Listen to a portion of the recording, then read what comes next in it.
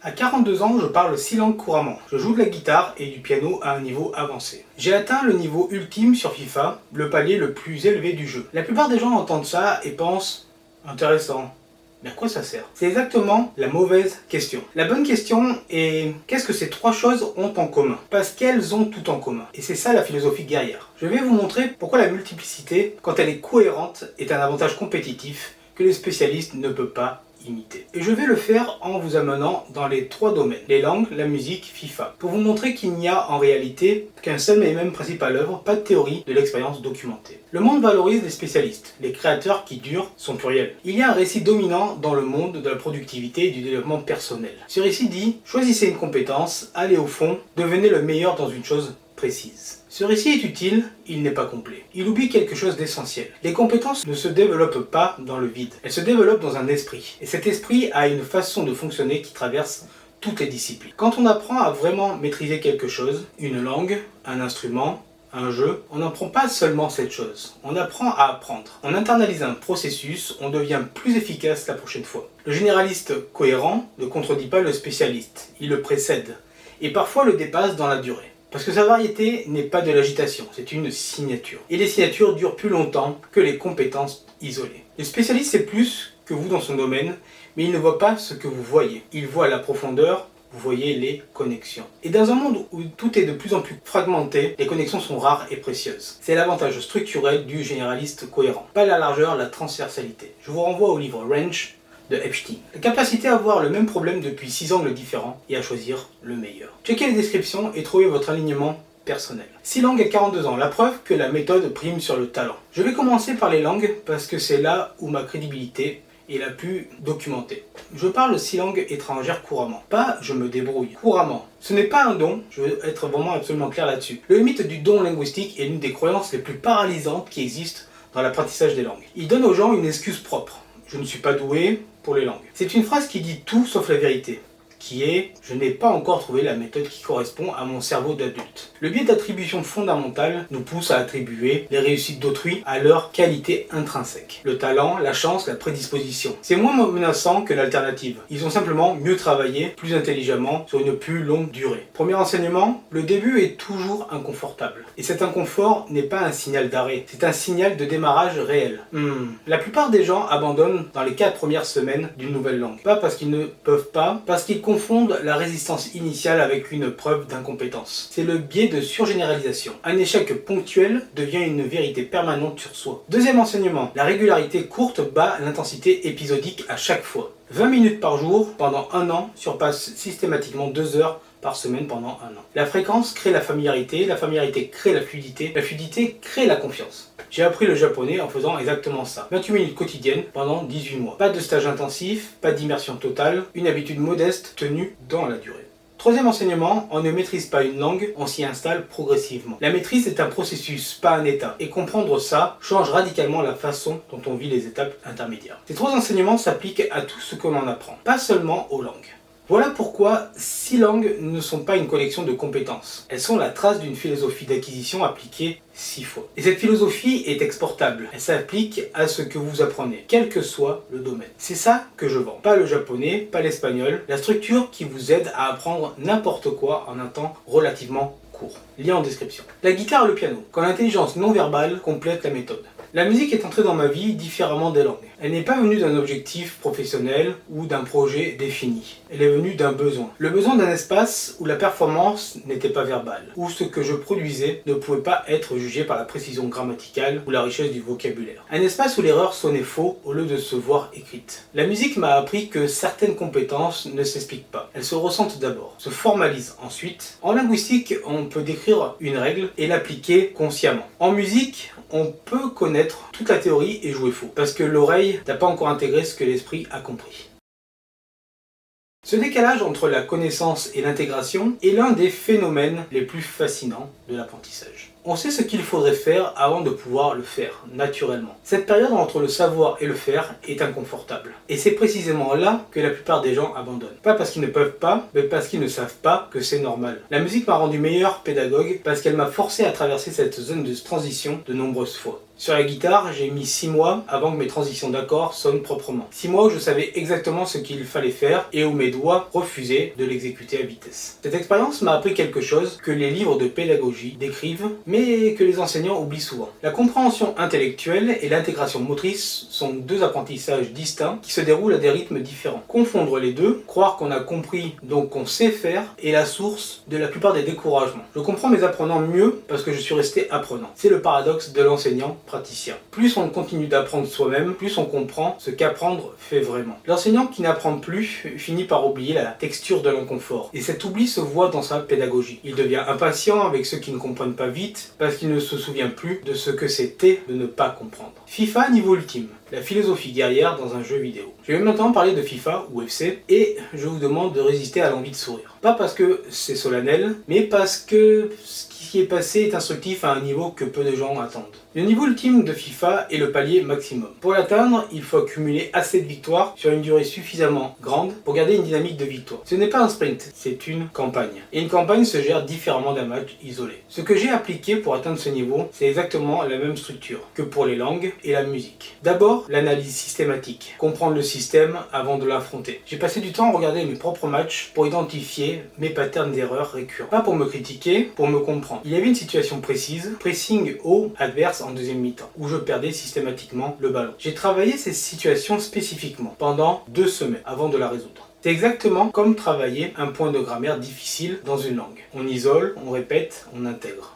Ensuite, la régularité. Pas des sessions de 6 heures le week-end, des sessions courtes, délibérées, avec une intention spécifique. Un match, une vingtaine de minutes. Enfin, la gestion de la perte. Dans FIFA, comme dans l'apprentissage, on perd souvent avant de gagner régulièrement. Le biais de négativité nous fait surpeser les défaites. On se souvient mieux des échecs que des réussites. Le joueur ou l'apprenant discipliné neutralise ce biais, non pas en l'ignorant, mais en le nommant. Après chaque défaite, je me posais une seule question. Qu'est-ce que ce match m'a appris que je ne savais pas avant? Si je pouvais répondre à cette question, la défaite cessait d'être une perte ou un échec. Elle devenait une donnée. Méthode, régularité, gestion de la perte, extraction d'informations. 4 principes, ils fonctionnent dans une langue, dans un instrument, dans un jeu, dans une carrière. Ce n'est pas une coïncidence, c'est une structure. Et cette structure, c'est la philosophie guerrière réduite à son noyau, son nucléus essentiel. La variété comme signature identifiable. Je vais maintenant répondre à l'objection évidente. Comment est-ce que les autres savent ce que tu fais? La réponse est dans la signature, pas dans la liste. Une signature n'est pas un catalogue de compétences. C'est la façon reconnaissable dont quelqu'un aborde les problèmes. La mienne,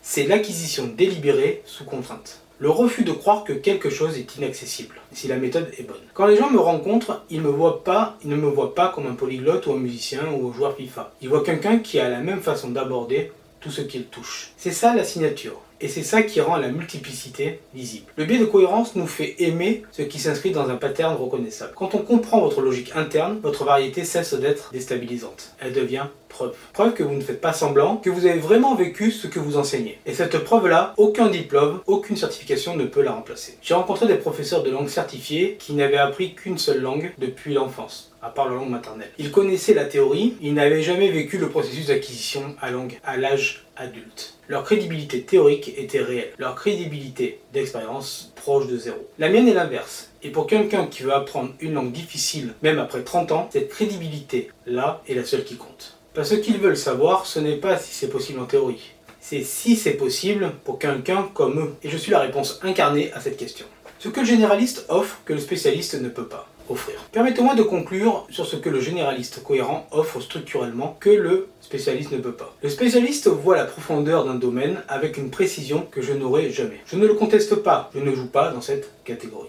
Mais je vois quelque chose qu'il ne voit pas. Je vois les isomorphismes, les structures identiques qui se répètent d'un domaine à l'autre. La répétition espacée en langue fonctionne comme la pratique délibérée en musique, fonctionne comme la session courte quotidienne en sport. Ce sont les mêmes mécanismes dans 3 habillages différents. Quand j'enseigne les langues, j'emprunte au sport pour expliquer la progression. J'emprunte à la musique pour expliquer le décalage entre savoir et faire. Mes apprenants comprennent mieux parce que j'ai plus d'analogies disponibles qu'un spécialiste monodomaine. C'est ça l'avantage concret, pas la largeur, la richesse des analogies. Et les analogies en pédagogie ne sont pas des ornements, elles sont le vecteur principal du transfert de compréhension. On comprend le nouveau en le connectant à ce qu'il connaît déjà. Plus vous avez de domaines maîtrisés, plus vous avez de points d'ancrage pour le nouveau. C'est ce qu'on appelle être polymathe. C'est pourquoi les généralistes cohérents sont souvent de meilleurs pédagogues que les spécialistes purs. Pas parce qu'ils savent plus, parce qu'ils ne connectent pas plus. Ce que j'ai appris en construisant des ressources pour 20 langues. Je veux vous parler d'une expérience concrète qui illustre tout ce que j'ai dit jusqu'ici. Depuis plusieurs années, je construis des ressources pédagogiques pour Bernard Hyperpolyglotte. Des documents bilingues couvrant 20 langues. 20 langues, pas une, pas trois, 20 langues. Chaque document suit une structure canonique, 150 dialogues, 609 phrases de réponse, 495 entrées de vocabulaire avec niveau CE-CRF. C'est un projet massif, irréaliste selon les standards habituels de création de contenu. Mais voilà ce que ce projet m'a appris sur la pluralité cohérente. Travailler sur 20 langues en parallèle m'a forcé à construire des systèmes au lieu de solutions ponctuelles. Quand vous devez résoudre le même problème 20 fois, vous trouvez la solution structurelle, pas la solution de circonstance. Un créateur qui travaille sur une langue peut se permettre l'improvisation. Je ne pouvais pas. J'ai donc construit une méthode, et cette méthode, cette façon de penser en système reproductible, est maintenant dans tout ce que je fais. Elle est dans la façon dont j'enseigne, dans la façon dont je produis du contenu, dans la façon dont je structure mes journées. On en reparlera plus tard. La pluralité a forcé la structure. La structure a rendu la pluralité viable. C'est le cercle vertueux du généraliste cohérent. La variété des domaines force l'abstraction, et l'abstraction rend tous les domaines plus efficaces. Le spécialiste va plus loin dans son domaine. Le généraliste cohérent va plus vite dans tous les siens. Ce n'est pas la même compétition, ce sont deux jeux différents. J'ai choisi mon jeu et je le joue pleinement, sans me comparer à ceux qui jouent à un autre jeu, sans m'excuser de ne pas jouer le leur, sans croire que la profondeur dans un domaine serait supérieure à la transversalité entre plusieurs. Invitation publique qui se reconnaît dans ce récit. Je veux maintenant m'adresser à quelqu'un, pas à tout le monde, à quelqu'un de précis. Vous avez plusieurs compétences qui semblent sans lien. Vous avez essayé de les présenter séparément et ça n'a jamais vraiment fonctionné. Ou vous les avez présentés ensemble et les gens hochaient la tête poliment sans comprendre. Vous vous êtes demandé et vous devez choisir. Vous devriez choisir, mais vous n'avez jamais réussi à choisir. Et vous en avez conclu que c'était un défaut. Ce n'est pas un défaut, c'est une compétence mal nommée. Vous êtes un généraliste cohérent en devenir. Ou polymathe. Quelqu'un qui n'a pas encore trouvé le fil qui relie tout, parce que ce fil n'existe pas encore, et personne ne vous a montré comment le chercher. Cette vidéo et les vidéos de la série Guerrier sont faites pour vous. Pas pour vous donner mes réponses, pour vous montrer comment j'ai trouvé les miennes. Et pour que vous puissiez utiliser ce processus pour trouver les vôtres. Je n'enseigne pas une méthode universelle, j'enseigne une démarche. La démarche qui consiste à regarder honnêtement ce qu'on a, à identifier les structures communes et à construire une narration qui honore la complexité sans la noyer. Cette démarche, vous pouvez l'appliquer dès aujourd'hui. Prenez une feuille, maintenant. Listez vos 5 compétences ou intérêts principaux. Pour chacun, notez quel problème ça résout, quel processus ça implique. Regardez les processus, pas les sujets, les processus. Votre fil est là, il attend d'être nommé et quand vous l'aurez nommé, vous ne vous excuserez plus d'être multiples. À vous de jouer. Cliquez sur le lien ci-dessous pour voir quelle est votre situation, ce que ça veut dire pour vous. Avant de conclure, je veux vous poser une question directe. Vous avez, vous aussi, plusieurs domaines d'intérêt ou de compétences. Des choses que vous faites bien et qui semblent sans lien apparent. La question n'est pas dois-je choisir. La question est qu'est-ce que ces choses ont en commun dans la façon dont je les fais, pas dans leur contenu, dans votre processus. Quand vous trouvez la réponse à cette question, vous avez trouvé votre signature. Et votre signature, unique, non imitable, prouvée par l'expérience accumulée. Et votre avantage le plus durable. Les compétences peuvent s'automatiser, les signatures, non. Une IA peut apprendre le japonais, elle ne peut pas être moi, qui a appris le japonais à 35 ans, tout en vivant à Toulon et en enseignant l'anglais dans un CF. Le contexte spécifique, ce carrefour unique d'expérience, ne se reproduit nulle part ailleurs. Construisez votre signature, nommez vos principes, montrez comment ils traversent tout ce que vous faites. Pas pour les autres d'abord, pour vous. Pour que vous sachiez ce que vous êtes en train de construire. Et quand vous l'aurez nommé, une chose remarquable va se produire. Les bonnes personnes vont commencer à vous trouver. Pas les curieux, les alignés. Ceux qui sont alignés avec vous. Ceux qui cherchent exactement ce que vous offrez. Cette façon particulière d'aborder les problèmes, cette philosophie spécifique, cette signature reconnaissable. Ces personnes ne viennent pas de la recherche, YouTube ou d'un algorithme bienveillant. Elles viennent parce que quelqu'un d'autre leur a dit. Il y a quelqu'un qui pense comme toi. Et ce bouche à oreille, lent, imprécis,